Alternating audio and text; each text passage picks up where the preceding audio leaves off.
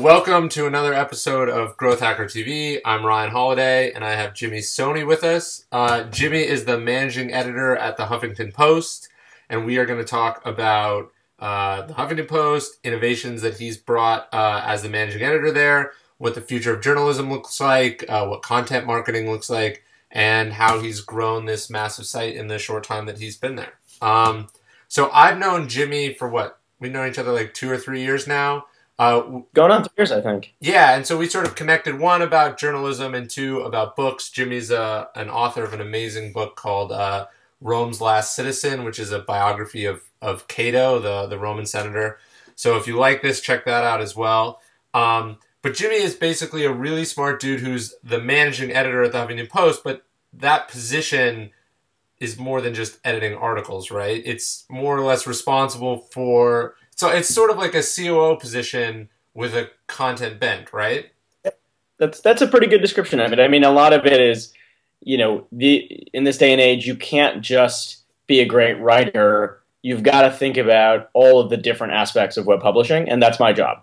Sure. And so one of those aspects, of course, would be growth. You've got to, unlike, say, the New York Times, where the editor might be somewhat unconcerned with subscriptions, which is sort of someone else's problem. Your job is to grow the site and to get more people reading and more people commenting and doing all these things. So in terms of growth, what are the performance indicators that you guys look at?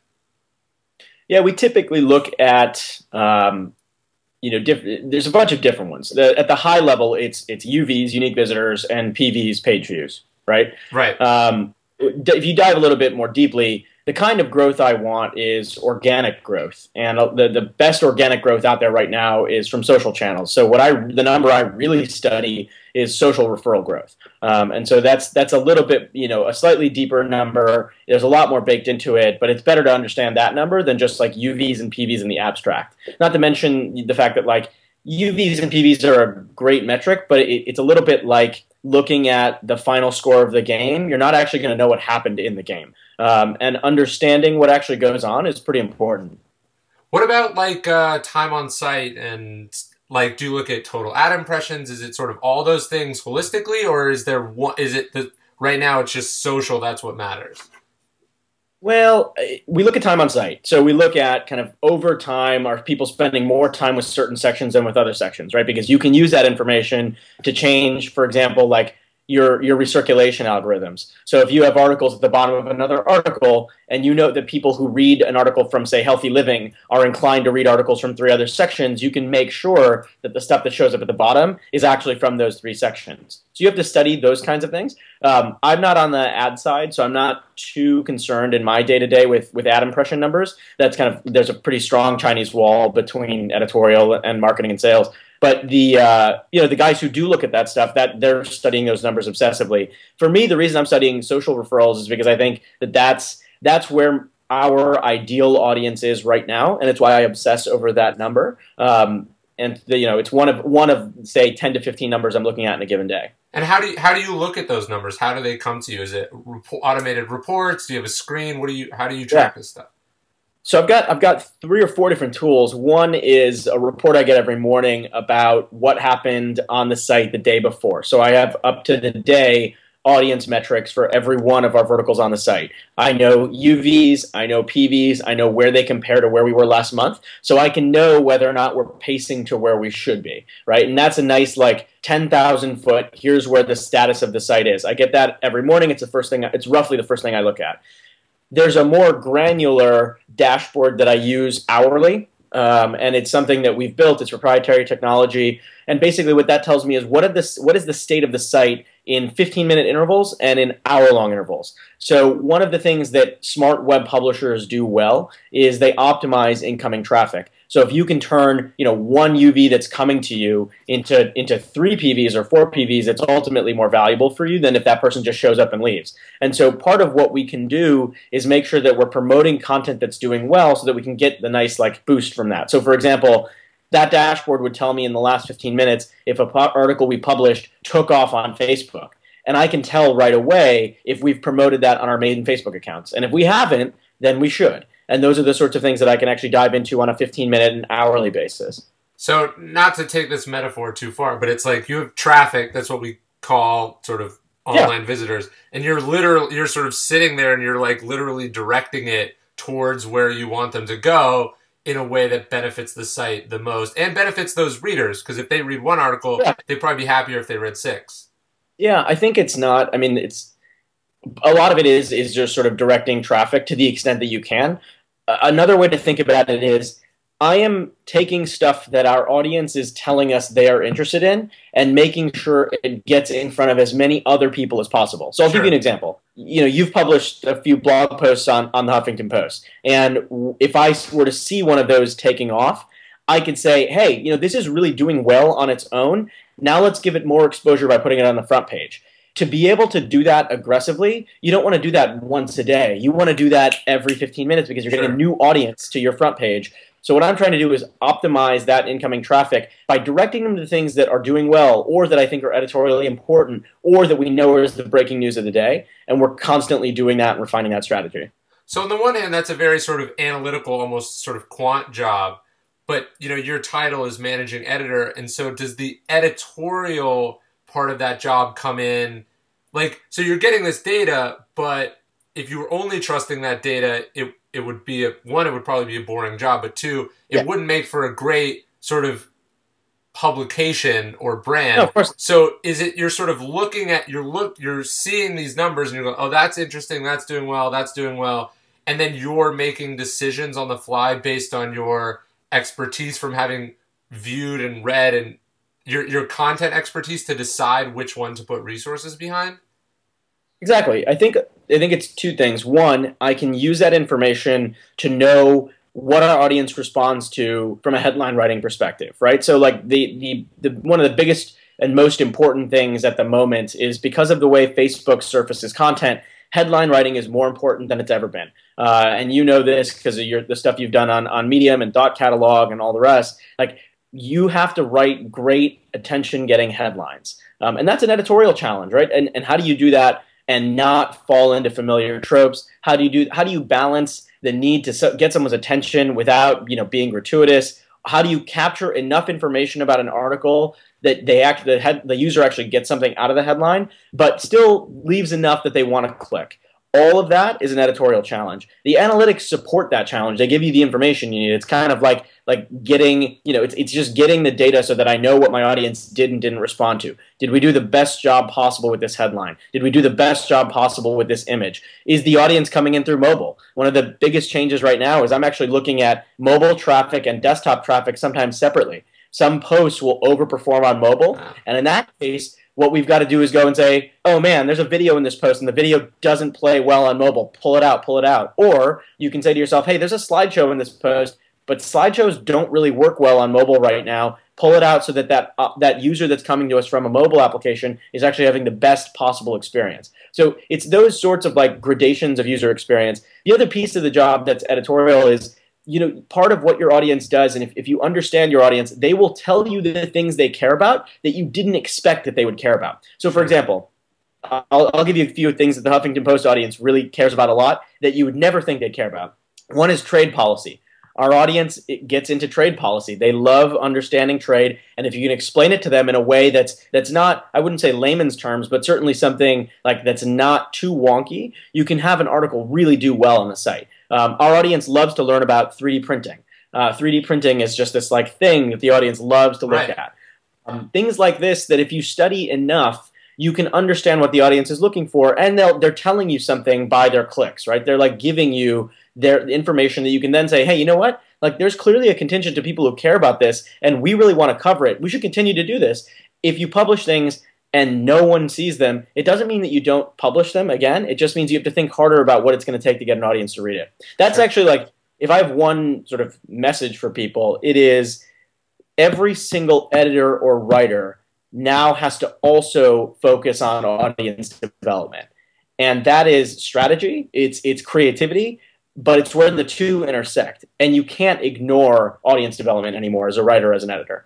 Well, that's interesting because that's something I talk about in the growth hacking book that I did, and when I talk to clients, it's like someone will come to you with a book and they'll be like, "Oh, like can you market this and make it successful?" And it's like if they didn't write a book for, if they didn't build the audience development, one, into the book, and two, just into their platform, there's like nothing that you can do.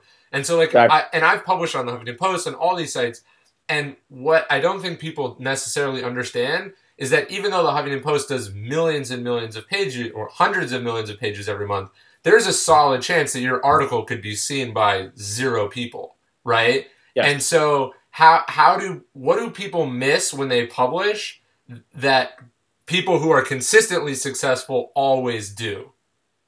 I mean, I think the most important thing, right, above all else, and you and I have talked about this a little bit with books, is the content actually has to deliver, right? Sure. Like the content has to be there. The post has to say something awe-inspiring or counterintuitive or, really well thought out, or a perspective that nobody's seen before. You could write the greatest headline in the world, but if the content isn't there, no one's going to care about it. And we actually use a little saying. What we say is, the headline will get you the click, but the content and the packaging will get you the share.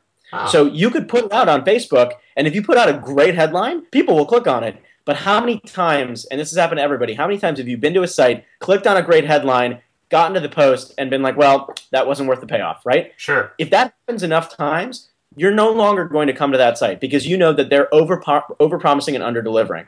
So the biggest thing I can tell people who are writing an article is, yes, focus on audience development, but make sure that the article itself is actually something that people want to read. That is, like, bar none, 75% of the struggle. Sure, in that remaining 25%. You make a great article, but the difference between a great article that people share and then a great article that no one shares could just be, that could be at 5% overall change. Do you know what I mean? And maybe. And I'm not talking about window dressing, but it's the way that you're writing, the tone that you are. Like, for instance, like I tend to, what I always ask is like, why would anyone share this article? So put the content aside, but did you end it in a way or begin it in a way or position it in a way that elicits that reaction? And I think people don't think about that. They're like, oh, I just wrote something smart, but that's not enough. No, it's not. And the other thing is, this is where great headline writing is more important than ever, because the true success the true story behind the success of places like Upworthy or places like BuzzFeed is that their headlines really do evoke emotions. A lot of the times it's humor, sometimes it's rage, sometimes it's just kind of it's nostalgia. Nostalgia. These themes have been well documented, and really they're as old as time. Like, we're not talking about anything that magazines weren't doing on the cover and still aren't doing on the cover of magazines in the grocery store aisle. But you really do need to give some thought to your headline. Shouldn't just be a sort of tepid summary of what the article contains. Right. It should be the reason why someone should care about it. No, right? that makes sense. I think some places don't take that. But that's a question you need to ask yourself is, if I had no context for this, if I was seeing this headline on LinkedIn and I couldn't read anything below the headline, if I saw this headline on Twitter, if I saw this headline on Facebook, is it enough to get me to care to click? And that one-click challenge is actually the ballgame, because that's what you have to think a lot about. The other thing I'll say is, one of the things we talk about a lot is, don't assume that when you press publish, people are going to come to you. You've actually got to go figure out where the audience for a particular piece is, right? Sure. You and I have talked about this a little bit too.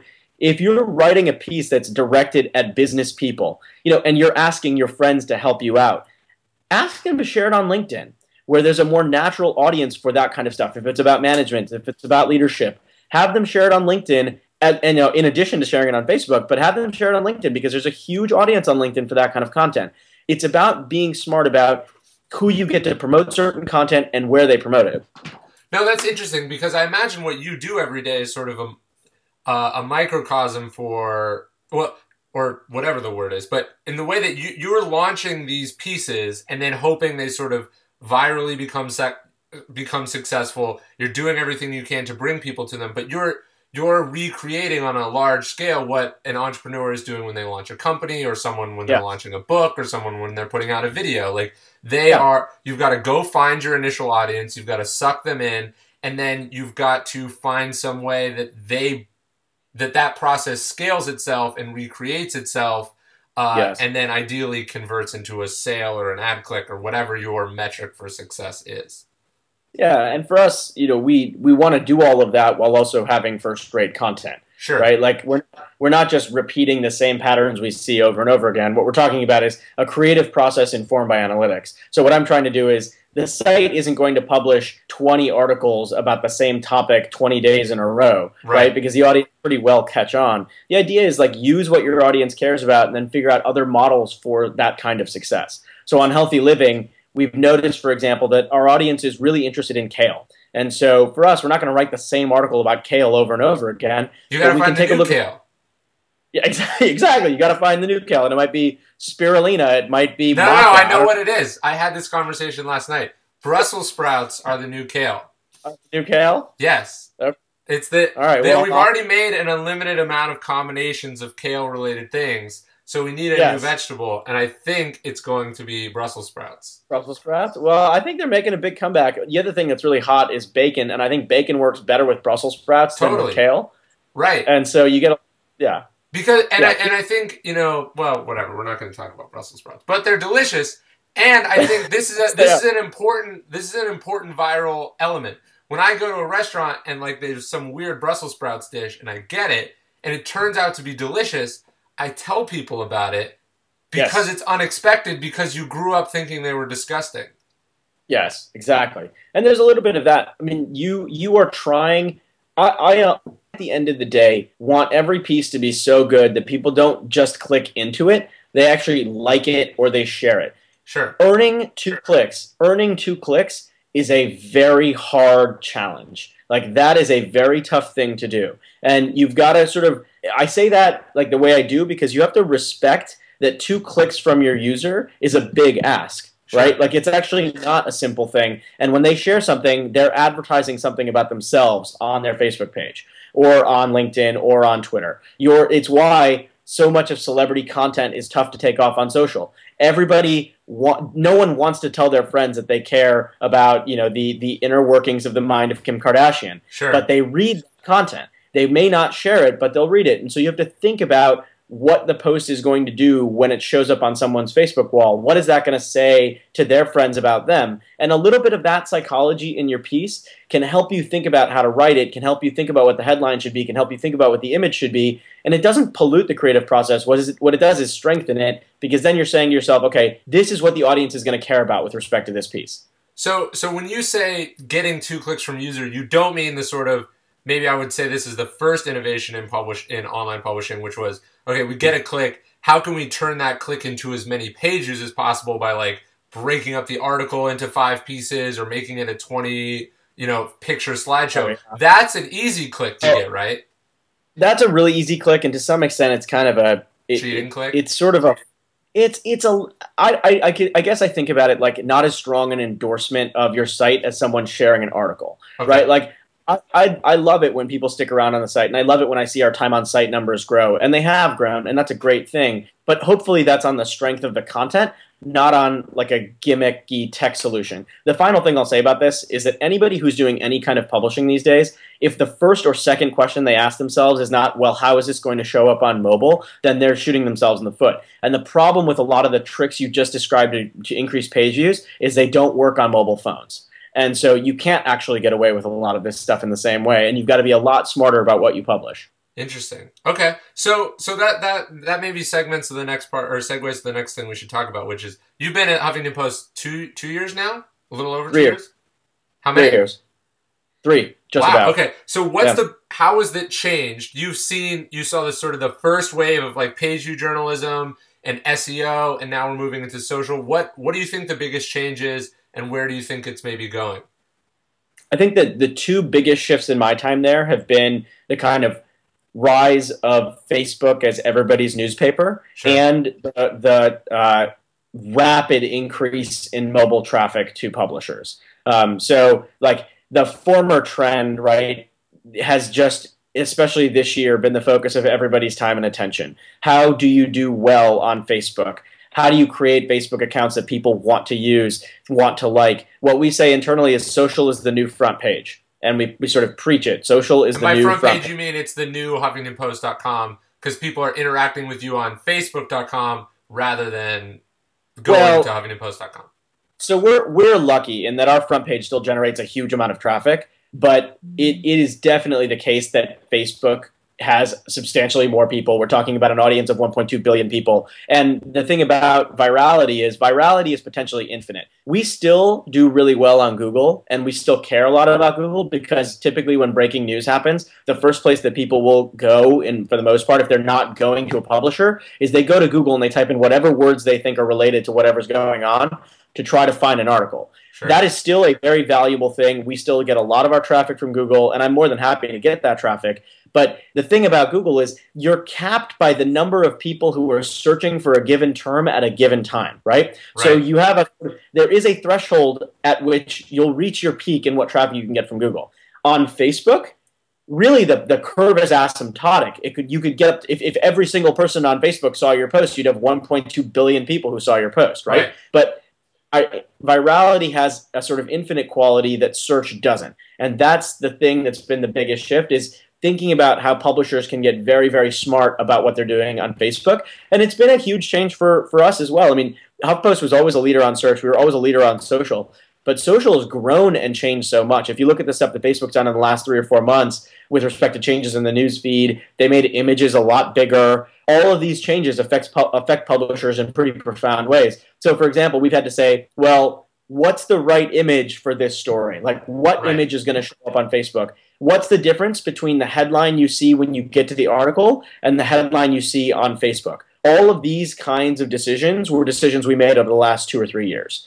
So that's one big shift. Second big shift, and it's something I cannot emphasize to people in the content business enough, is there is going to come a time when your mobile traffic will exceed your desktop traffic. And if you have not thought about that coming, like, that is a huge problem. But you're going to have to really think hard about what it means for you that mobile will grow faster than desktop is growing. There's a really great SlideShare deck called Mobile is Eating the World. I recommend it to everybody. It's truly scary what's happening, but scary in a good way. Like, you'll actually get the chance to be more creative. You'll get the chance to think about a totally new medium of consumption. It's just that most people aren't thinking about it. Sure. No, that makes sense. So would you say that what you're doing on the social then is you're looking to compete in infinite markets rather than sort of constrained finite markets, which is, hey, I want to know about financial news. There's only so many people. Whereas theoretically, anyone could be interested in this Upworthy story kind of approach. Exactly. And it's also, you can make substance sell on social, right? Like yes, there's a certain degree of like viral cat videos that do well. Right. But to be honest, one of the most amazing things about what we do is we've made topics like meditation, topics like trade policy go viral. We had a story on Iraq that went viral this past week. So what I like is when we're able to take something we really care about and package it and do the sort of thinking about the audience in a rigorous way, and then when we publish it, a ton of people come and see it. And so I think that there's been this sort of false distinction between virality and substance, and I think that's a bunch of hooey. You can make something substantive go viral. You just have to think hard about when you publish it and how you publish it. Do you recommend that people do that then, that they try to compete in categories that they can own rather than going like, oh, Upworthy's doing these kind of things, we've got to make more stories like that? I think you've got to do – people will see through you if you're trying to become a cheap carbon copy of Upworthy or BuzzFeed or Huffington Post, right? And there's been a lot of satire out there about – like the Upworthy headline writing or the HuffPost headline writing or the BuzzFeed headline writing. And some of that is just like gentle ribbing, but there may be like a kernel of truth to some of this. Like these new publishers who are coming out and essentially trying to like do the same model, exactly the same. I don't think they'll go very far. I think one of the things that works well is when you as a publisher decide that there are certain things that you're going to do that no one else is going to do. So, for example, I know that one of the things that HuffPost does incredibly well is health and lifestyle content. Sure. And BuzzFeed is doing health and lifestyle content, and maybe they want to, but I really think we are doing things on health and lifestyle content on Facebook that no one else can do, and that's because of the team we have. They're an amazing team. And so my thought is for people who are in this space, if you're thinking about which audience you want to go for, like you can do a certain amount of targeting. What's nice about Facebook is even if you choose not to target, you might attract an audience you didn't know you had. Sure. Right? And so that's actually kind of an interesting thing, which is like that share is an endorsement of you that could be carried to eyeballs you never knew you had. So in terms of trying new things and experimenting over your 3 years there, can you maybe tell us something that you tried that didn't work, that you thought was going to be awesome, or something you guys sunk a lot of resources or investments in, or time and energy or whatever. It doesn't have to be money, but you thought like, hey, this is the future. We got to do this. And then it's like, hey, mobile came along and now it's irrelevant. You know, I don't think there's any one thing that we've done where we've poured a ton of time and resources in and realized it didn't work. I think that one place where we probably could have been a little bit better is, we poured a lot of time and investment into our mobile apps. And that's important, and that's like a dedicated audience. It's a really loyal audience. But the truth is, because of the way that people use phones and because of the apps they use on their phones, you'll get a lot more traction as a publisher if you focus on mobile web than if you focus on mobile apps. Okay. Because the people who download your app are like your hardcore loyalists, right? They went through that very cumbersome 5-step process in the App Store and waited for your app to download and then opened it up and then opened it up again. That number, the number of people who do that, is very small. Sure. I've heard some numbers about like 80 to 85% of apps are never opened after their first open. Okay. So like you're never going to get, like, you'll have an 85% drop off rate after the first time that someone opens an app. I don't know if that number is exactly right, but I suspect it's pretty close. And it's one of these things where everyone wants to say they have an app because an app makes you feel like you're taking digital publishing seriously. Right. But the truth is, apps that are most popular on phones are apps like Facebook, Google Maps, Twitter, email. Those apps are going to direct people to your mobile web presence, not your mobile app presence. And if they direct people to your mobile app presence, you'll probably end up making your readers a little bit annoyed. And so my encouragement for anybody who's doing this is, when you're thinking about mobile, think about mobile web, not just mobile apps. You can't just say, oh, well, if I ask you the question, what are you doing on mobile? And you say, I have an app, I know you haven't given thought to the mobile audience. Sure. Okay, so what's something that you have rolled out that maybe had an unexpected impact on traffic or on engagement, or like for instance, Huffington, like I believe, Mashable does this too, but isn't the Huffington Post homepage like infinite scroll now? Was that like a big innovation? It's not infinite scroll, but it's a lot longer than it used to be. Okay. The article pages on mobile web are infinite scroll. Okay. And that's actually an innovation that we rolled out that had a pretty substantial impact. So when you get to the end of an article on mobile web, you just get an endless stream of great content, and we're going to hopefully have something there that appeals to you, and you can click on it and check it out. I think that a lot of publishers are experimenting with an infinite scroll for the same reason. One thing I'll say that we did that worked really well was, part of thinking about content and thinking about social is making it stupidly easy for people to share your content. Right. Like, put no barriers between them and the share button. And so one of the things we changed like a year and a half to 2 years ago was that we made our share buttons floating. So they float with you as you're scrolling down the screen. We did this on mobile too, and it's a kind of, people think like, well, could that have that dramatic an impact? You'd be surprised. Even having a persistent share button, tweet button, like button, comment button, email button will lead people to take a behavior. And because they don't have to scroll up or down to do it, they're more likely to do it, right? So how do those ideas, maybe we could talk sort of internal politics for a second, because this show has a lot of people who are growth hackers who maybe they've watched this show or they've read books or articles and they've got ideas, but they're having trouble selling them inside the company, especially at bigger companies. So how do those innovations come up to someone like you or someone else at Huffington Post, and how can people do a better job getting them selling the leaders that they need to sell them to so they can be rolled out? I typically, we're in an enviable position in that we're a pretty flat organization, and the distance between myself and someone who works on my staff is fairly limited, and so I hear about this stuff all the time just on the newsroom floor. Right. If you're in an organization that's a little bit bigger, my recommendation is to use data to prove it, right? And the nice thing about social is it's the ultimate feedback loop. You can point very easily to something that succeeded or failed, and you can do that with data. And so you can say, hey, we published this article with this headline, we published this article with this headline, they're fairly similar, and look at how much this outperformed this. If you're thinking about how to spend your marketing budget, like, I would really think hard about Facebook advertising and how you can maximize Facebook advertising. Like, think about those sorts of viral campaigns. The second thing I would say is point to what other people are doing, right? Like, your competitors' presence on Facebook and Twitter should be something you study with the same discipline that you study what your competitors do in a store, right? Like, that is just as important. And the thing about most Facebook accounts is they're badly underutilized and they're badly managed. Like if you can create a presence on Facebook as a brand that is better than your competitors, you will get organic traffic growth and organic impressions to your products in a way you couldn't if you were just buying advertising, right? Because everybody knows that the kind of click-through rates on traditional banner advertising is really low. But if you can create a robust Facebook presence for yourself that has great content, independent of like the actual product you're trying to hawk, when you send that audience something you are actually trying to get them to click on, they're more likely to click on it because they trust you and the content you put out on Facebook. But I fall back in most cases on data. So when someone tells me, well, no, mobile apps are so important and we've got to pay attention to them, I say, yes, we do, because it's a loyal audience for us of a lot of people.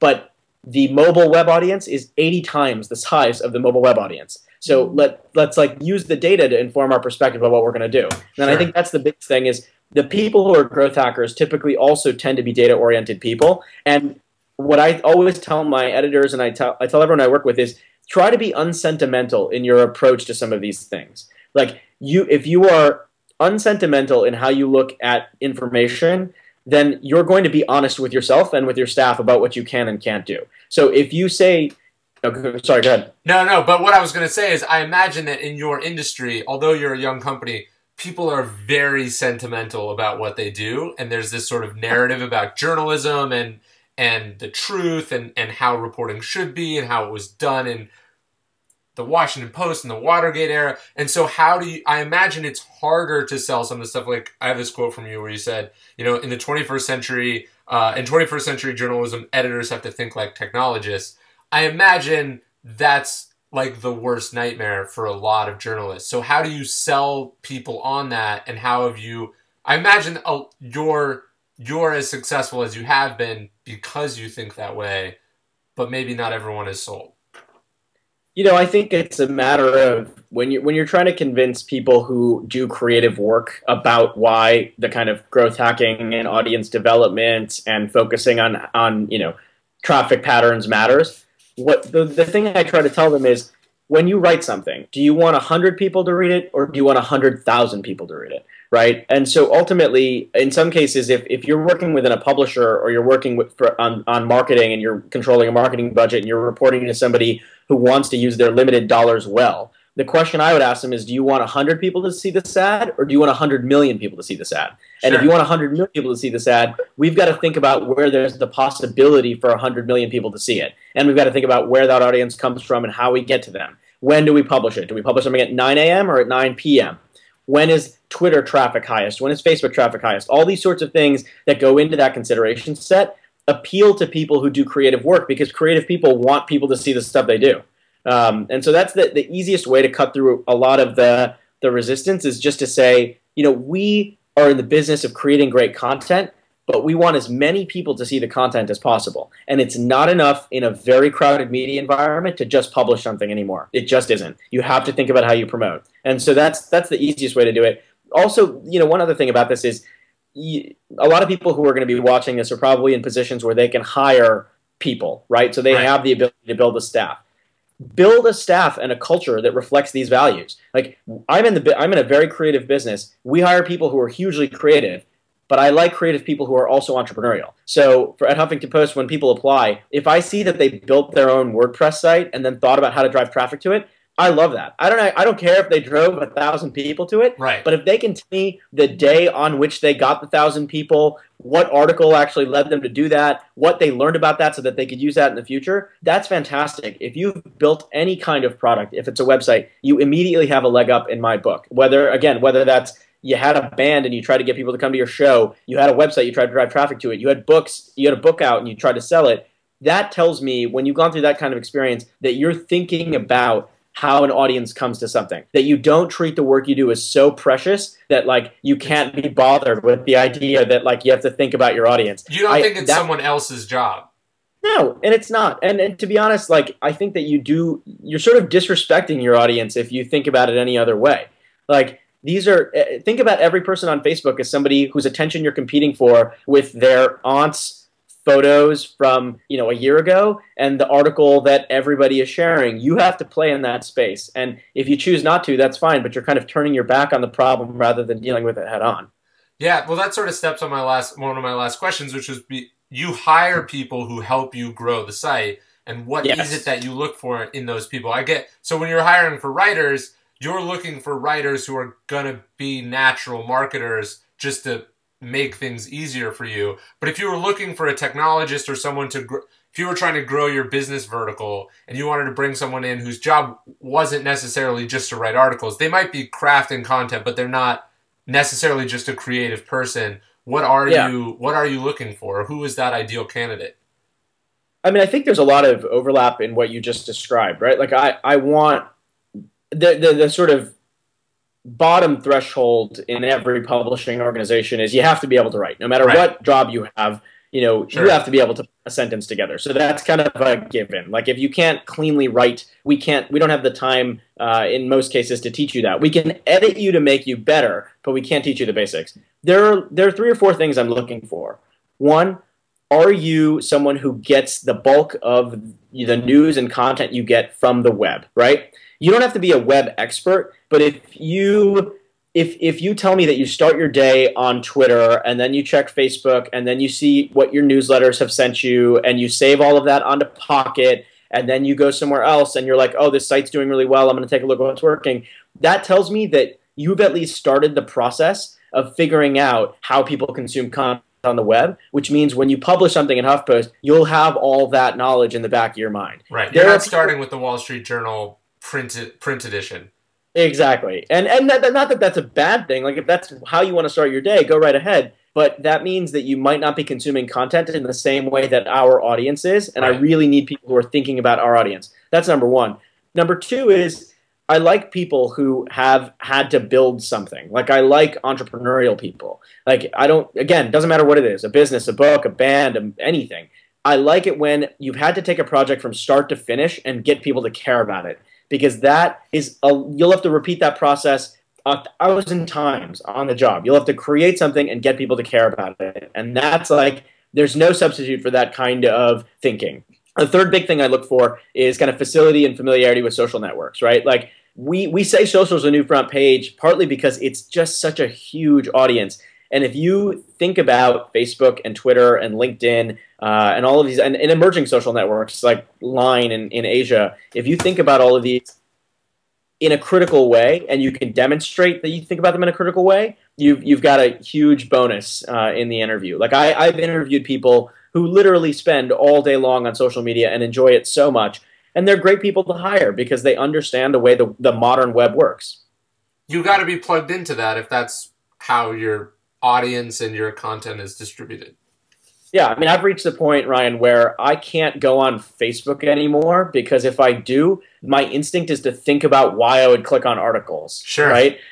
That's how I approach Facebook now. It's no longer like an enjoyable experience. It's a behavioral psychology experiment all the time.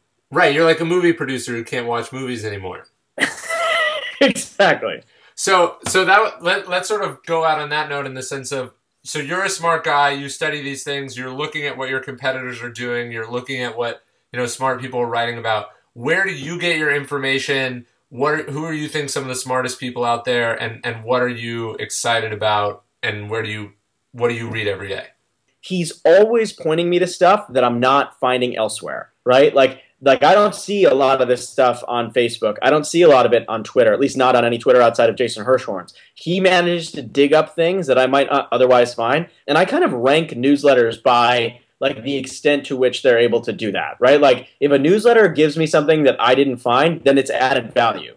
If it gives me stuff that I'm already going to be looking at, then why am I cluttering up my inbox with it? Right. What I like about I would really, for anybody who's just trying to get the 101 on how this business works, I would subscribe to Jason Hirschhorn's newsletter and pay a lot of attention to it.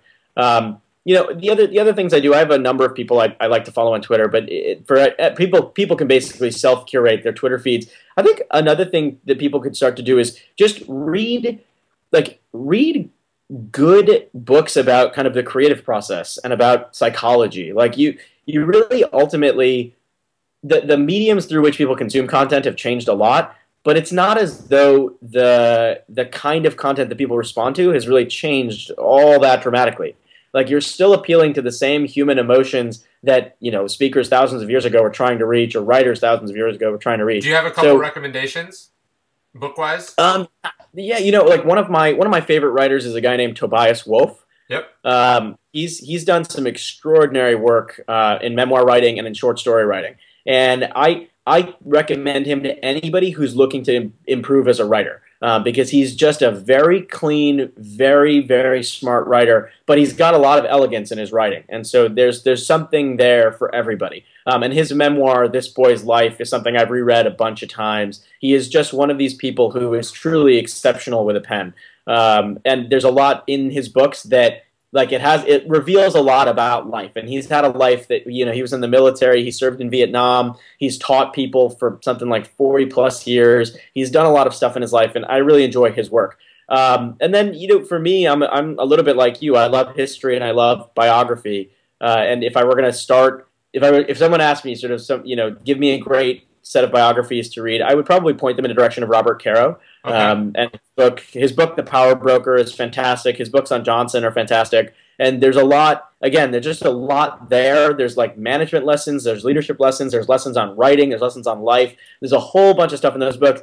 But what I like about Caro is it's not just the book, it's like the sheer amount of discipline that went into creating each of his books. Because each of his books takes about 10 years. He really pours his soul into it. The rumor, or I guess it's been reported, that he actually wears a tux every day, wears a suit every day to an office that he has rented out so that he can write these books. And he does that, I think, like 7 days a week, or like at least 5 days a week. Yeah, and he's like 80 years old. Yeah, and people have this like romantic notion of like writing in your home office and like taking a break when you want. He treats it like a job, and I respect that a lot. And so and by the way, the work proves that. It shows like his stuff is just such a cut above other people that are out there. They're long, but they're worth it. So I would give those two recommendations. Read some Tobias Wolff and read some Robert Caro. What about marketing, journalism stuff? Is there anything that you would point people to? Yeah, I'm trying to think. There's a great book by Jonah Berger called Contagious that's pretty good for someone who wants kind of the 101 on what makes things go viral and what makes kind of social behavior happen. Contagious is really good because he talks you through like specific examples of getting you to think about what emotion was evoked by this thing that made people want to share it. And that's a really, really smart book. I'm just taking a look at my shelf. Yeah, I would also recommend Bill Wasik, the guy who invented flash mobs. He has one called And Then There's This, which is very similar to Contagious. That's probably worth looking at. Yeah. There's a couple of others that are, I think, I'm trying to think of something that will be like immediately impactful for people. There's a couple of books on psychology that are incredibly smart. Let me see. I can't think of anything. Like I'm not looking at anything off the top of my head that's completely revelatory or anything. But there's a few books on behavioral psychology. Just as a topic, I think behavioral psychology is worth reading. And so I like books like Nudge and a couple of others where you sort of think about human behavior because this is ultimately like content marketing and content in general, especially now, is about, again, thinking unsentimentally about human behavior on the internet, right? And if you can think about, even just ask yourself the question when you're sharing something, why did I share this? That is itself a kind of powerful way to practice these skills. And I ask myself that all the time. I'm like, why did I share this? Like, what made me do this? And what does this say about me? And why would other people repeat the behavior? Even asking yourself that can be a sort of useful exercise. No, I think that's perfect. And that's the question you got to think about. Buy the book, Trust Me, I'm Lying by Ryan Holiday, which is just an extraordinary meditation on the media and all the terrible things we do. Well, and don't forget Rome's Last Citizen about a famous Roman orator. Yeah, that'll really help people with content marketing. I think so. And if you want to kill yourself in a very dramatic, gratuitous way, there's some good advice there too.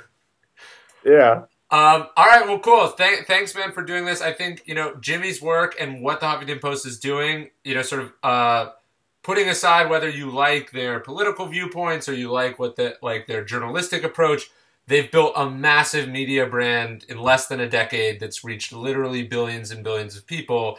And I think you've got to think about, sort of, even if you're not doing something in that space, how have they managed to activate people so much? How can they, I mean, what's the most comments on a single Huffington Post article? There's that one that's done like 150,000 comments, right? Like, Yeah, how can you create something that people for free will write the equivalent of several books in response to anonymously in the comments below? That's super powerful. And I think you want to study the themes and the triggers that they're activating and see how you can apply those to your own projects, whether you're marketing something, whether you're a growth hacker or whatever. And so that's why I wanted to talk to Jimmy today. You don't have a blog, do you? Not at the moment, no. People who want to find me can post every once in a while. Yeah. He's got a great Twitter feed you can follow. And I strongly suggest that you read his books. His book, it's very timeless, and it's actually philosophically very enlightening as well. So I'm Ryan Holiday. Thanks, Jimmy. And I hope you enjoy the next episode of Growth Hacker TV.